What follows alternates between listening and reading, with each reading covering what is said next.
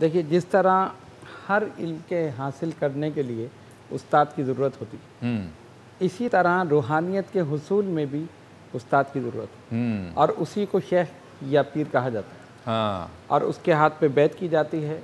और बैत की 3 किस्में हैं, बैत इस्लाम, बैत जिहाद और बैत तरीक़त। और ये तीनों बैतें नबी पाक अलैहिस्सलातु वस्सलाम से साबित हैं। अब जहाँ तक ये कि क्यों ज़रूरी है, मौलाना रूम रहमतुल्लाह अलैह ने इसका बड़ा प्यारा जवाब दिया। अच्छा। अपनी मसनवी में उन्होंने फरमाया कि एक बच्चा है जिसकी जेब में 100 के नोट हैं और वो घूम रहा है और उसी एक बाज़ार में घूम रहा है और उसी बाज़ार में एक चोर भी है। तो चोर देखता है कि ये बच्चा है, ना समझ है, उसको बहला फुसला के मैं ये चोरी कर लूँ, और वो कर सकता है। ज़ाहिर है, बच्चा उसको बिस्कुट दे दी, कोई टॉफ़ी दे दी। लेकिन उसी बाज़ार में एक और बच्चा भी घूम रहा है, अच्छा, जिसकी जेब में हज़ारों रुपए हैं। हाँ। और चोर देखता है कि बच्चा ना समझ है और इसके पास उससे ज़्यादा पैसे हैं, लेकिन वो बच्चा किसी की उंगली पकड़े हुए। अच्छा, बात समझ रहे हैं? वाह वाह, किसी की उंगली पकड़े हुए।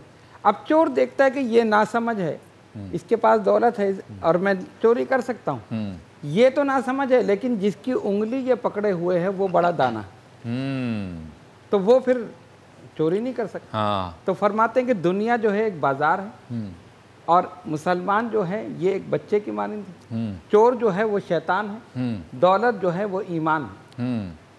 तो शैतान ये देखता है कि इसके दिल में ईमान की दौलत है, मैं इसको किसी तरह भी वरगला के ये ईमान की दौलत से महरूम कर दूं। हाँ।